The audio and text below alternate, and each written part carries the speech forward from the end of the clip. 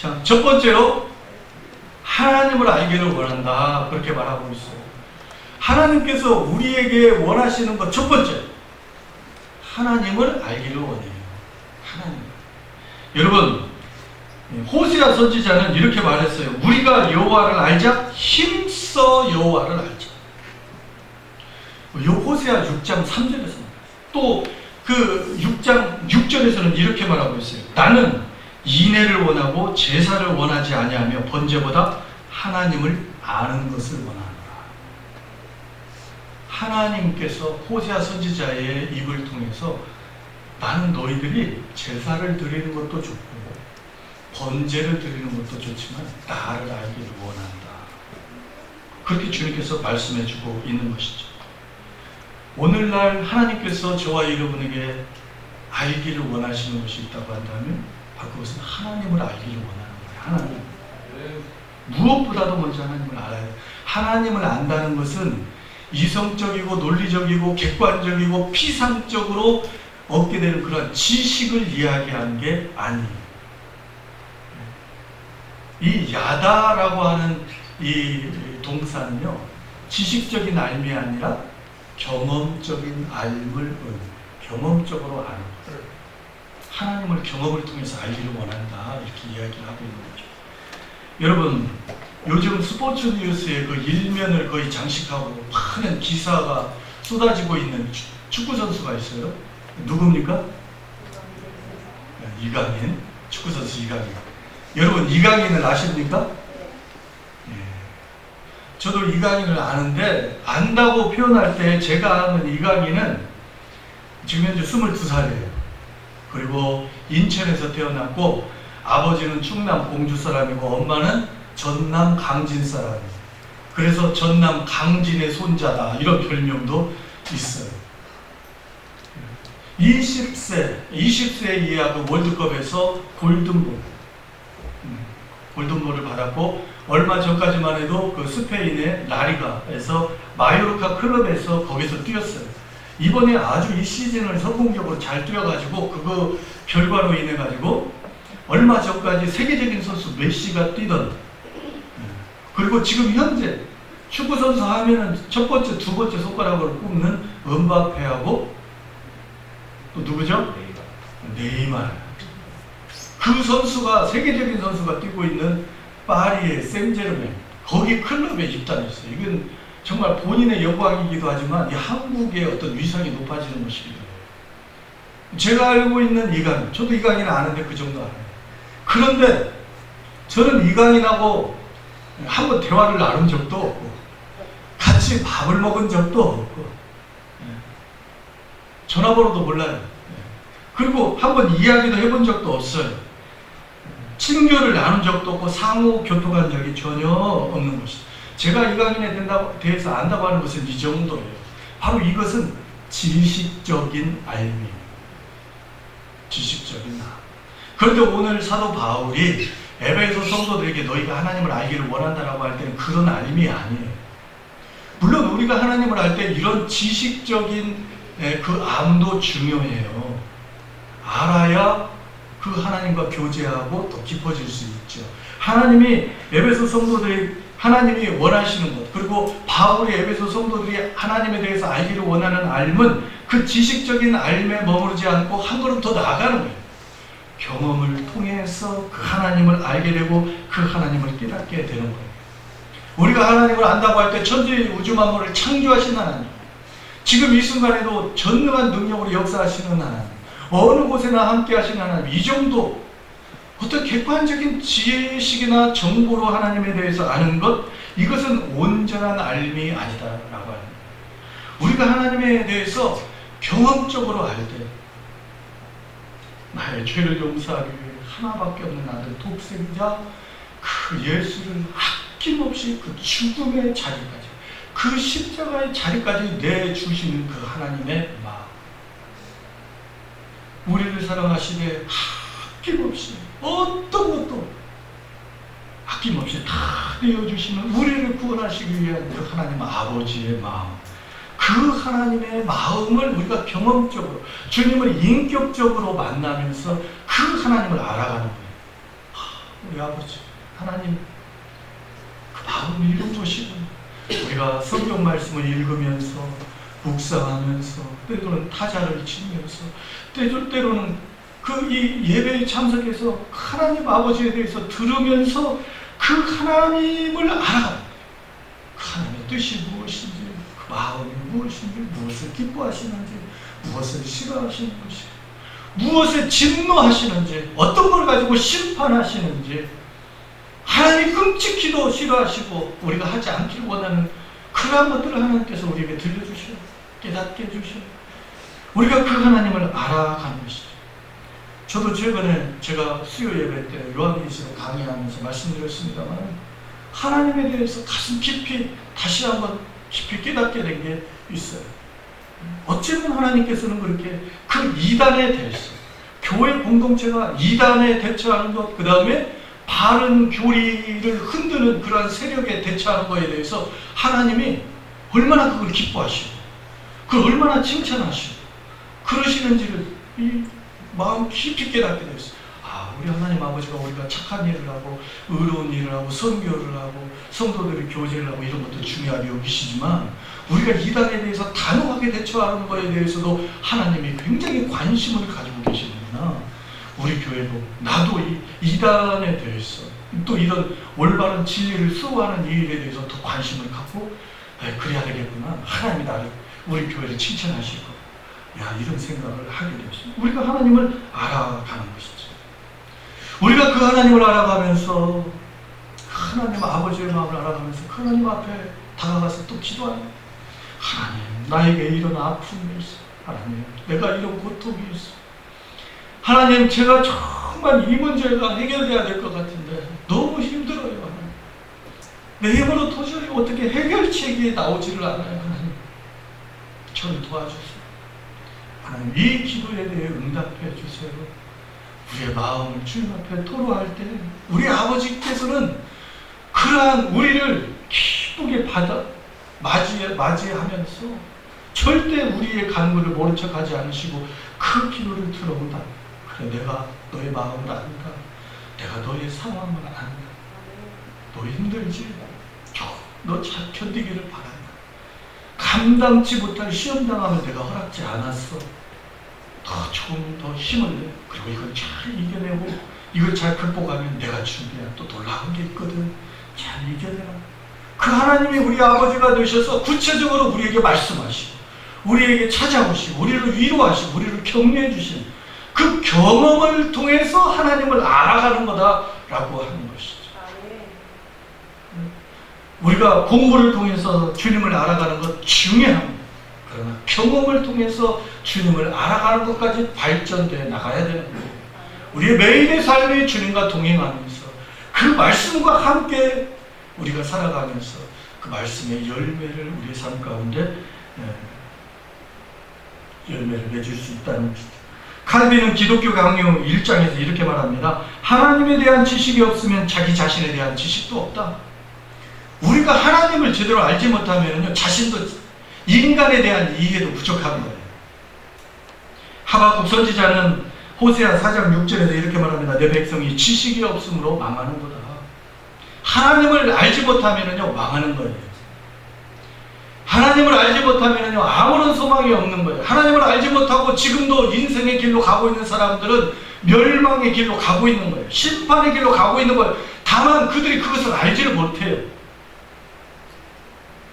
자신들은 하나님을 안다고 하지만 그 착각 속에서 여전히 멸망의 길로 가고 있는 사람도 있어요.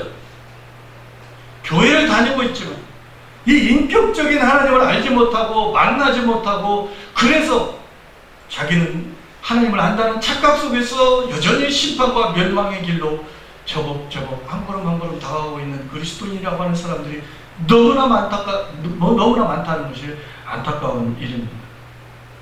여러분, 그렇다면 우리가 어떻게 하나님을 제대로 알 수 있겠는가? 17절 말씀해 보니까 지혜와 계시의 영을 너희에게 주사 이렇게 말하고 있어요. 지혜와 계시의 영, 성령을 너희에게 주사. 성령님이 우리 가운데 역사하셔야 우리가 이 하나님에 대해서 제대로 알 수 있어요. 성령님이 지혜롭게 깨닫게 해주시고 계시로 우리의 영안을 열어주셔야 우리가 비로소 하나님을 볼 수 있고 하나님의 나라를 볼 수 있고 하나님을 알 수가 있는 거예요. 여러분, 우리에게는 육안이 있어요. 우리의 눈. 그래서 육안으로 뭐 한다고 그래요? 육안으로 관찰한다, 육안으로 살펴본다, 뭐 이런 이야기를 하죠. 우리의 육안으로 그 밤하늘의 그 반짝반짝 빛나는 별들을 볼 수가 있고, 그 극지방이 아름답게 펼쳐지는 오로라를 볼 수, 우리 육안으로 볼 수 있어요. 그러나 우리의 영적인 눈이 뜨여지지 않으면 하나님을 알 수도 없고 하나님을 볼 수도 없고 하나님의 나라를 깨달을 수도 없게 된다. 영안이 열려야 합니다. 영안이 열려야. 이 영안을 열게 해주시는 분은 누구시다? 성령님이시다.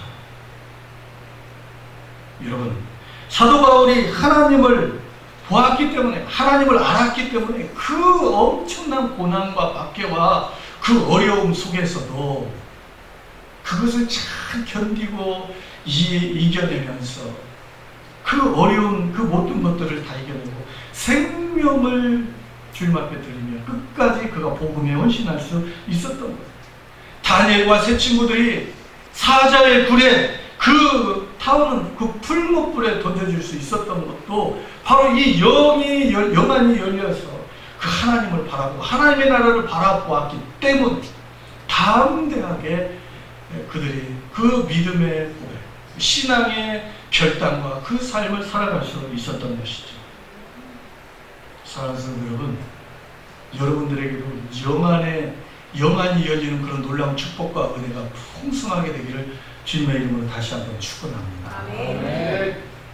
여러분, 두 번째로 하나님의 부르심의 소망이 무엇인지를 알아야 된다. 부르심의 소망, 이건 부르심의 소망은 다시 말해서 부르심의 목적이라고 이야기할 수 있어요. 우리를 부르신 목적이 있어요. 여러분, 에베소서 1장 4절에 보면은 우리를 창세전에 선택하셨는데 왜 선택하셨느냐? 우리를 거룩하고 흠이 없게 하려고 우리를 선택하셨다. 이 땅이 창조되기 전부터. 아멘. 그리고 그것을 통해서 우리를 하나님의 자녀로, 하나님의 아들로 우리를 부르셨다. 이렇게 말하고 있어요. 우리를 이미 선택하셨고 우리를 거룩하고 흠이 없게 하시려고 하셨고 그것을 통해서 하나님의 자녀로 우리를 부르신다. 근데 왜 우리를 그렇게 부르시느냐? 6절 말씀 우리 같이 한번 읽어봅니다. 에베소서 1장 6절입니다. 시작. 이는 그가 사랑하시는 자 안에서 우리에게 거저 주시는 바 그 은혜의 영광을 뭐하게요? 찬송하기라. 12절도 우리 같이 한번 읽어봅니다. 12절 시작. 이는 우리가 그리스도 안에서 전부터 바라던 그의 영광의 찬송이 되게 하려. 그 다음에 14절도 우리 한번 읽어봅니다. 14절 시작. 이는 우리 기업의 보증이 되사 그 얻으신 것을 속량하시고 그의 영광을 찬송하리라. 하나님의 영광을 어떻게 하기 위해서요? 찬송하게 하기 위해서 우리를 불러주셨다. 죄인인 우리, 아무런 소망 없이 멸망의 길로 걸어가고 있던 우리를 부르신 그 부르심, 왜 그러냐? 우리를 하나님의 자녀 삼아주시고 그 받은 은혜가 너무 크고 놀라운 거기 때문에 주님께 받은 은혜가 너무 크고 주님께 받은 사랑이 너무 감당이 안 되는, 그래서 그 하나님을 찬양하고 영광을 올려드리게 하기 위해서 우리를 부르셨어요. 우리가 주님 앞에 예배하고 찬양하는 것은 우리의 마땅한 도리예요. 하나님을 찬양해요. 하나님께 영광을 올려드려야 돼요. 그게 우리가 구원받은 하나님의 자녀로서의 마땅한 말이에요. 두 번째로, 죄의 종으로서의 신분에서 벗어나서 참된 자유를 누리는 자로 우리를 그렇게 세우기 위해서 우리를 부르셨다는 거예요. 갈라디아서 5장 13절에 보면 이런 말씀이 있어요. 우리를 더 이상 죄의 노예, 사탄의 노예가 아니라 복음 안에서 참된 자유를 얻도록 부르셨다. 형제들아, 너희가 자유를 위하여 부르심을 얻었나. 사랑하는 성도 여러분, 저와 여러분은 죄의 노예, 사단의 노예가 아니라 참된 자유자인 것을 믿으시기를 바랍니다. 우리는 진정한 자유가 있는 사람입니다. 지옥에 갈까, 천당에 갈까, 내가 하나님의 자녀인가 아닌가, 내가 멸망을 받게 될까, 구원을 받게 될까, 이게 헷갈리는 그런 사람들이 아니에요. 이미 우리는 예수 그리스도 십자가 보혈의 은혜 능력으로 말미암아 구원이 약속된 사람이에요. 이미 우리는 자유자로 선포된 사람이에요. 우리가 불안하거나 염려하거나 이럴까 저럴까 그렇게 생각할 필요가 없는 사람들이다. 이미 참된 자유를 얻은 사람인 걸 믿으시기를 바랍니다. 세 번째로는 죄의 종에서 벗어난 자다. 네 번째로는 그리스도와 함께 고난을 받기 위해서 우리를 부르셨다. 여러분 베드로전서 2장 21절 말씀에 이를 위하여 너희가 부르심을 받았으니 그리스도도 너희를 위하여 고난을 받으사 너희에게 본을 끼쳐 그 자취를 따라오게 하려 하셨느니라. 예수님이 고난을 받으셨는데요, 바로 저와 여러분을 부르신 이유도 그 예수님이 받으신 고난의 자취를 따라오도록 부르셨다. 여러분 신앙생활을 하는데 편하게 아무 부담 없이 신앙생활하는 것이 그것이 하나님의 뜻이 아니에요. 고난을 받도록 주님이 부르셨어요. 예수님과 함께 우리 공동체와 함께 고난을 받아야 되는 거예요. 예수님이 받으셨던 그 고난을 우리가 받아야 되고 함께 고난을 받아야 되고 함께 그 고난을 견뎌야 되고 함께 그 고난을 이기며 그 승리를 통해서 하나님께 영광을 올려드려야 되는 거예요. 교회에서 아무것도 맡은 거 없다고, 내가 교회에서 아무것도 할 일이 없다고, 편안하다고, 그게 좋은 신앙생활이 아니에요. 여러분, 우리는 구체적으로 하나님께서 나를 왜 부르셨는가? 우리 가정을 통해서 하나님께서 우리 가정을 부르신 목적이 무엇인가? 우리의 자녀를 부르신 목적이 무엇인가? 우리를 이 공동체로 부르신 그 부르심의 목적이 무엇인가를 하나님한테 물어야 돼요. 그리고 그 부르심의 목적에 합당하게 고난을 받아야 돼요. 우리가 교회를 위해서 헌신하는 것, 우리가 공동체를 위해서 고난을 받는 것, 그것은 마땅한 거예요. 자연스러운 거예요. 당연한 거예요. 오히려 아무런 고난 없이 부담스럽게 교회 생활, 신앙 생활을 하는 사람, 그것이 문제가 있는 거예요. 여러분, 우리 수원 동명교회 여러분 이루어지 되도록 여러분을 부르시는 목적이 반드시 있습니다. 이것을 깨닫지 못하고 이것을 발견하지 못하면요, 그냥 구경꾼으로서 교회에 그냥 예배드리고 왔다 갔다 하다가 정처 없이 그냥 교회를 떠나게 되는 경우가 많아요. 하나님이 나를 이 수완동명교회 공동체에 보내신 그 목적이 무엇인가를 분명히 알게 되면 그 목적을 위해서 헌신하게 돼요. 그 목적을 위해서 받는 고난을 견디게 돼요. 그리고 인내하면서 그 열매를 위해서, 그 하나님의 사명을 이루기 위해서 함께 노력하며 함께 기도하게 됩니다. 우리 가정을 향한 하나님의 부르심의 목적이 있습니다. 이것을 발견을 못하면요, 그냥 못하고 끝나는 거예요. 그냥 넘어가는 거예요. 사랑하는 성도 여러분, 우리가 기도하지 않고 알려고 하지 않으면 알 수가 없어요. 내 인생을 통한 하나님의 목적이 뭔지, 우리 가정을 통한, 우리 교회를 또 교회 일원으로서 부르신 목적이 뭔지, 이 바울이 그것을 위해서 기도해요. 하나님께서 에베소 성도들의 이 영의 눈을 밝히셔서 부르심의 소망이 무엇인지, 부르심의 목적이 무엇인지를 에베소 성도들이 알게 하기를 원하고 있다는 것이죠. 살아서 바라기는 여러분들이 하나님의 부르심의 소망을 다 깨닫게 되는 역사, 그리고 그것을 위해서 헌신하는 그런 역사가 있기를 주님의 이름으로 축복합니다. 세 번째는요, 하나님의 기업의 영광을 위해서 기도한다. 기업의 영광. 여기에서 기업의 영광, 이 기업이라고 하는 단어가 inheritance로 번역이 되고 있어요. 이거는 상속이라는 거예요. 표준 세번역에서는 이렇게 말해요. 하나님께서 성도들에게 주신 상속의 영광이 얼마나 풍성한데 하나님께서 기업으로 주신, 상속으로 주신 것들이, 약속하신 것들이 얼마나 크고 놀라운 것인지를 알기를 원한다. 그렇게 말하고 있어요. 이 상속, 기업의라고 하는 것은 구약 성경에서 이스라엘 백성이 그 가나안 땅에 들어가게 됐을 때 그 가나안 땅에서 모든 지파들이 그 땅을 분배받아요. 그 땅을 분배받는 것이 바로 그들의 기업이었던 거예요. 그들의 그 상속이었어요. 유업이었어요. 그들의 분깃이었어요. 우리가 하나님께서 우리에게 주시는 그 기업이 있다는 거예요. 그 기업이 무엇이냐? 영광스러울 뿐만 아니라 풍성한 것인데 썩지 않은 면류가 아니고 의의 면류가 아니고 영광의 면류가 아니고 생명의 면류가 아니라라고 하는 거예요. 야고보서 1장 12절에서 이렇게 말해요.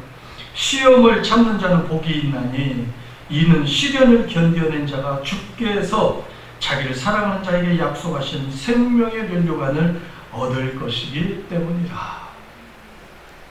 여러분, 하나님이 우리에게 주시고자 하시는 그 기업의 풍성함이 우리가 상상할 수 없는 그 기업의 놀라운 풍성함이 있어요.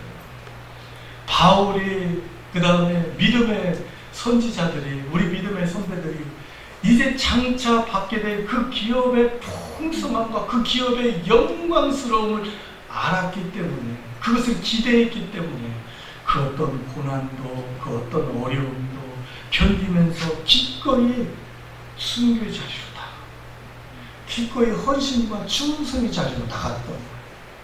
우리가 이제 장차 받게 될 이것을 모르면요, 그냥 우리가 이 땅에서 살면서 불공평하다고 느껴요. 왜 나만 힘드냐고. 저 사람은 예수 안 믿어도, 저 사람은 하나님을 알지 못해도 저렇게 순조롭게, 저렇게 승승장구하면서 살아가는 것 같은데 왜 나는 예수를 잘 믿으려고 해도 이렇게 어려움을 당하고, 내가 헌금 생활을 하고 주일 성수하고 내가 주님 뜻대로 살려고 노력하는데도 왜 저 사람보다 나는 힘든 생활을 하느냐. 그렇게 우리가 착각할 수가 있는데, 그것은요, 얼마 있으면 그것은 다 끝나는 거예요. 이제 장차 주님이 이 땅에 오실 때 우리가 하늘 나라를 통해서, 하나님의 영광을 통해서 이 기업을 우리가 받게 될 텐데, 그것은 상상할 수 없는 영광스러운 기업이고 풍성한 기업이라는 거예요. 그 사람은 그것을 도저히 누릴 수 없는, 그러나 우리는 그 기업에 참여하게 되는 놀라운 축복과 은혜가 우리에게 있다는 거예요. 여러분, 여러분의 지금까지 살아온 일생을 돌아보세요. 엊그제 일 같아요. 그렇게 뛰어놀고 그렇게 재미있게 청춘 시절을 보낸 것이 엊그제 같잖아요. 우리가 90평생 120세를 산다 해도 우리 인생은 그냥 짧은 어제의 꿈과 같은 인생이에요. 아무리 부귀 영화를 누리고 똥똥 노리고 이 땅에서 산다 하더라도 그것이 영원하지가 않고 그것이 끝이 아니에요. 우리는 영원한 이 나라에서 하나님이 이 예비하신 영원한 기업을, 우리가 영광스러운 기업을 받으면서 그 가운데 풍성한 삶을 영원히 누리게 된다는 거예요. 우리가 이 영의 눈이 떠지고 그것을 바라보게 될 때 지금 이 땅 가운데서의 삶이 견딜 만한 것이고 감사한 것이고 그렇게 된다라고 하는 것이죠. 여러분, 하나님의 기업의 풍성함을 바라볼 줄 아는 여러분 될 수 있기를 축복합니다. 마지막으로 네 번째는요, 하나님의 능력의 크심을 알기 위해서 기도해요. 여러분, 우리 19절 말씀, 19절과 20절 말씀,